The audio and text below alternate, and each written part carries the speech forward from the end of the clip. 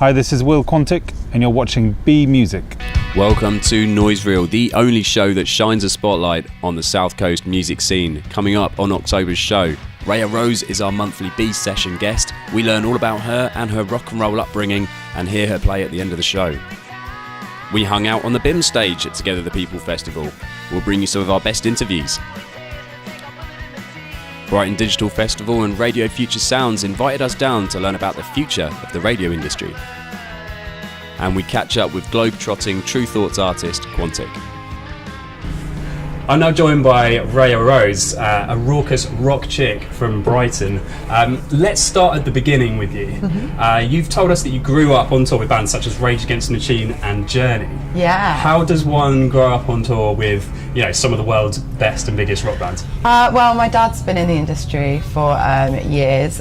When he started out as a kid, he was also a player. He played bass in a few bands, and then he moved on to the industry side of things. And he did tour management and things like that. And so at the age of 2, I went on tour with Rage Against the Machine in Iceland, and I actually learnt to walk on tour with Rage Against the Machine, which is pretty cool. And are there some photos of this somewhere? There are somewhere. I've got to look through my dad's back catalogue, but he filmed and photographed everything I ever did as a child. All right, fantastic. Now your debut single it's about to drop. It is. Yes, big one. Double Up. Yeah. We premiered the video on our show last month. You did. Which was very exciting, but also involved a lot of alcoholism in the video. Oh yeah. That looked like a lot of fun to shoot. It was so much fun. Yeah, it was just a bunch of my friends and the band as well, and we just went out and we just had a really, really good time. The guys at Bastard Pop, which is a night at the Haunt, really took care of us and, you know, let us just go a bit mental. And, It looks like it. That comes across in the video. Yeah, it was really, really fun. There was some umming and ahhing about jumping in the sea at the end of the night as well. Probably wouldn't have been the best idea, so we didn't do that. Okay, cool. And tell us about when the single is dropping and when people can get it. So the single is officially dropping on the 25th of October, and you can get it on all platforms, iTunes, Spotify, Tidal, all things like that. So it'll be available to buy from the 25th of October. And where can people see the drunken video? The drunken video is going to be out shortly after then.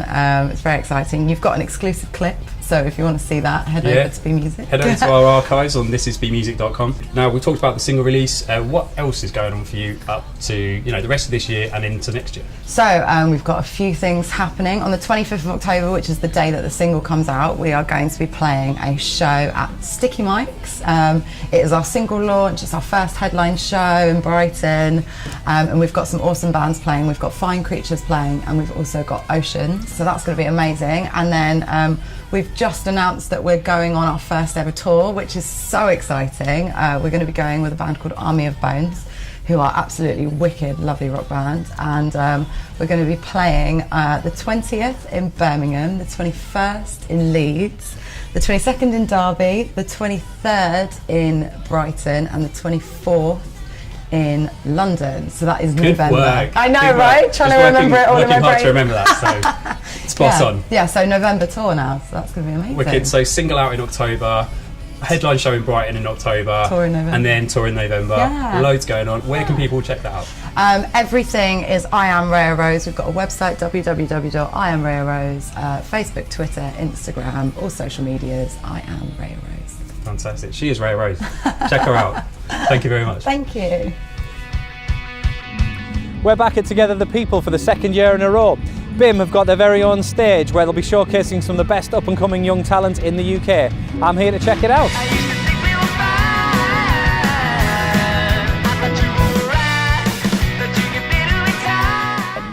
I'm Josh, Carl Tomlin, Nick Tompkins. Josh Doyle.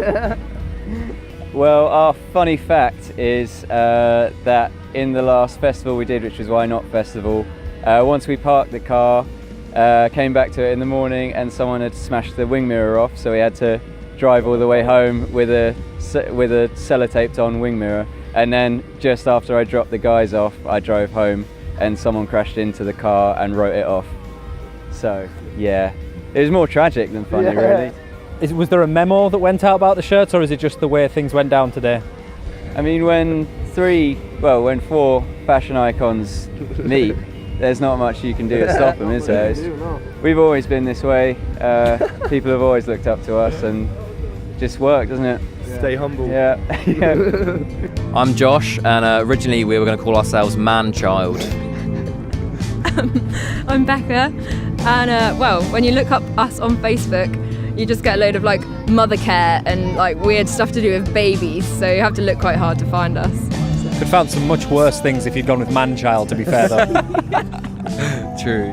How would you describe your style? Because I was having a little bit of a debate with a couple of people when you were on as to whether or not it was shoegaze or dream gaze or dream pop or what. We couldn't come up with what it should be. I think dream pop's the closest. I just say it's quite moody pop, I guess. Very moody, yeah. Dreamy, moody pop. Okay, so we've come together at the People Festival, you know, all enjoying the weekend, because it's like a festival vibe, so you're chill. Everyone's chill. But then we went on the Dodgems about half an hour ago, and Julian and Dave viciously targeted 5-year-old girls. That sounded really bad. Not like that, but like in the Dodgems, and like it's... When you're not maiming small children on fairground rides, tell us a little bit about what we can expect from you. Well, we've got a synthesizer, we've got guitars, we've got spangly, shimmery music. A lot of we like to make our shows as fun and kind of as energetic as possible, and that's basically our kind of goal for when we play live. Cool. Lana. Harry. Rick. Cohen. Tell me a little bit about you as a band. What kind of things should people expect if they're coming to see you? A lot of different things. We don't really stick to one sort of thing. Our sound is, in each individual part, is a confrontation. It's our egos clashing with each other. And that's what people are hearing. They're hearing us argue, but not the kind of argument where it's like, oh, I really hate you. It's the kind of argument where it's like a action movie fight scene with like Jason Bourne or something, you know.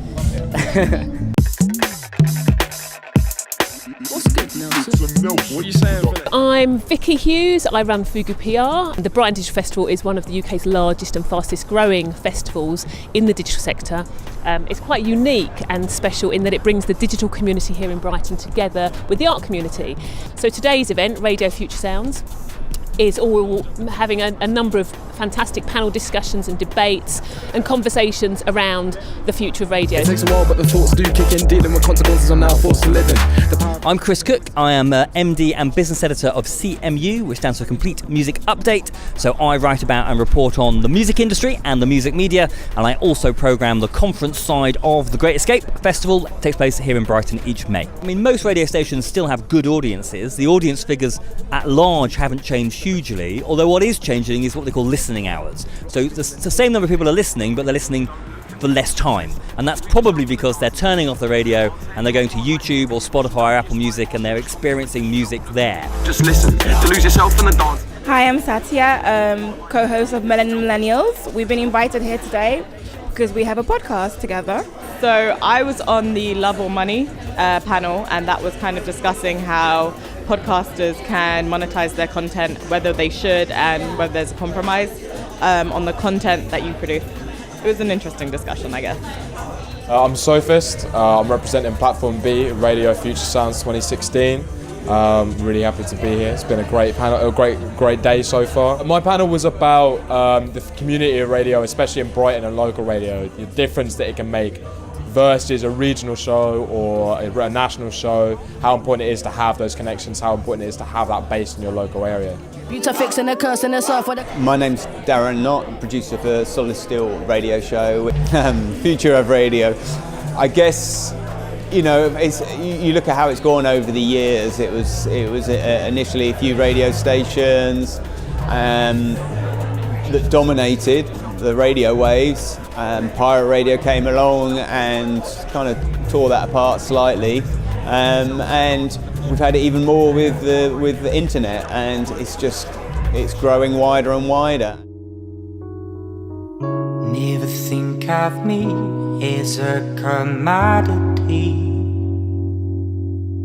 'cause I'm sure you've heard it all before, but I am the one to show a burning desire to get what you feel you're owed, and then we'll move higher, higher.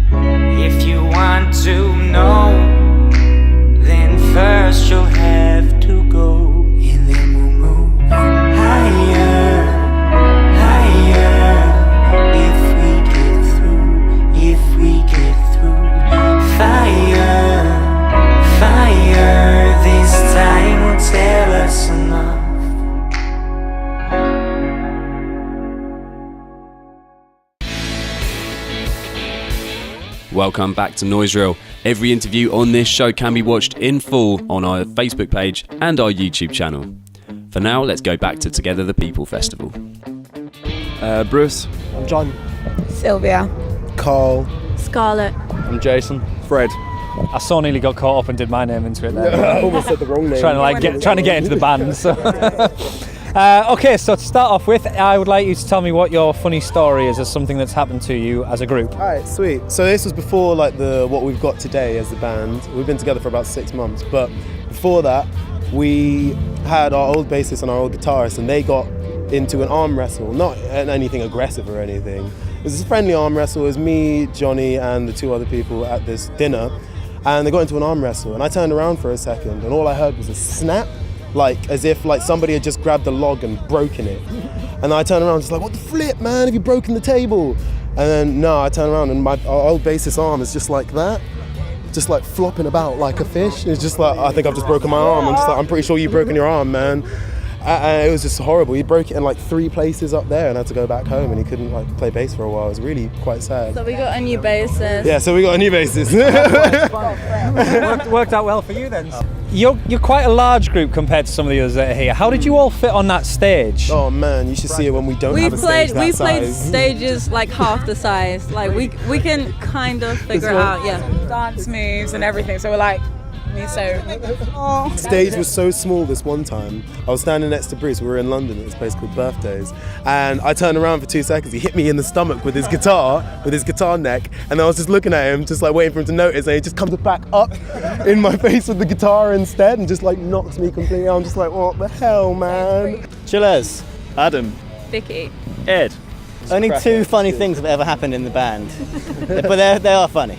So one time, I got to practice. It was about 3 p.m. and I thought we were practicing at 3 p.m. but it turns out we were practicing at 4. So I was there for a whole hour, and yeah, that was one of them. And then the second thing is one time Adam here was eating a load of rice, and I was standing quite close to him. He was just munching on a load of rice, and he laughed and spat it all over me, and I was covered in rice that had been in his mouth. So your funny stories involve you being a victim of the band? Yeah, I am a victim. It's a chicken tikka from Tesco. We're making him talk at the moment. He's the victim of the band. Fair enough. So let me know a little bit about what the band's like. What are we going to expect to see on stage? A lot of lot of jumping, a lot of shouting. Shouting, not chatting. It's kind of like, it's grunge rock. There's a lot of energy. We like to thrash around and jump up and down a bit. I don't think I've ever jumped once on stage. I don't know where all this jumping is. I don't think I've ever jumped on stage, so I don't want you to come and watch and expect me to do a sweet jump. I make up for it. I'm a bouncer, so. You're a bouncer? A bouncer. Not like... Her day job or her night job is bouncing. I'm Will Holland, also known as Quantic. I'm a music producer, musician and sound engineer. I'm here for a little bit. I've been in and out. Actually, I was here last week for a DJ show, and I'm here doing some music production. And I tend to come down a fair bit. I lived here maybe coming up to 10 years ago. I was living here, probably exactly 10 years ago, and lived here for several years. And yeah, I love coming back. It's wicked. Currently, I just finished off quite a long period of touring. So we've been touring a tour called 1000 Watts to promote.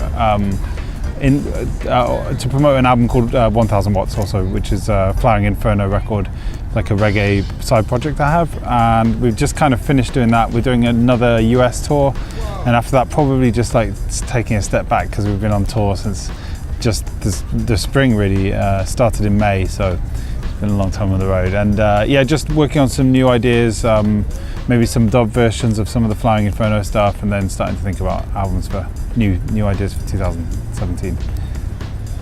So I would say where I'm from a small town called Bewdley, and that always feels very homely. My mother still lives there, and that's where, you know, definitely feels like home. It's changed a lot, but it's definitely homely.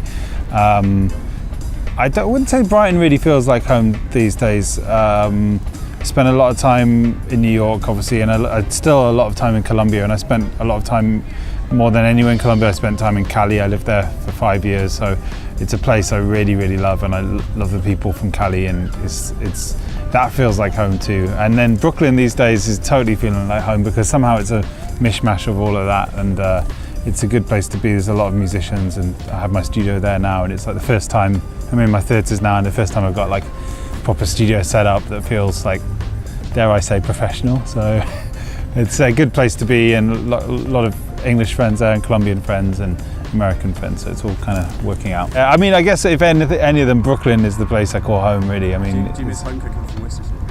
I do. I do a lot of cooking though, so not so much. That's the way you get over yearning for cooking, is you just got to learn it how to do it yourself. So in my case, you know, it's just about, and I think I mean, I can speak for myself, but I think it's the reason a lot of other artists do well with them, is that it's pretty plain and simple business arrangement. You know, it's like a punk rock like 50-50 deal, which, I mean, basically the insides of that is that, you know, if you sell 10 CDs, you know, they take away the profit, and then we split it half and half. And I think that's just a really nice, in a world of like very shifty stuff goes on in the music industry. It's all, for me, it was always just a very straightforward way of understanding like the accounting and knowing what money came in and where it was going, you know. And you know, there's a lot of other experiences that I've had friends had with like royalty split points-based deals and stuff, where it became a little tricky and you didn't know what the labels were doing, and it was like, where did that money go? Is that a champagne party, or is that, you know, private jets and things like that? So I mean, I don't know, I think there's something that's like sort of the back end of it, and I think that's like a really important thing, because what matters most is like getting paid, and getting paid on time when you're making music, because it enables you to make more music, enables you, and for me, they always garnered my trust with that, and they just always encouraged me to make more music as well. So as soon as I've handed it in, so I think they're just a good label for that, and a good label for generating new music.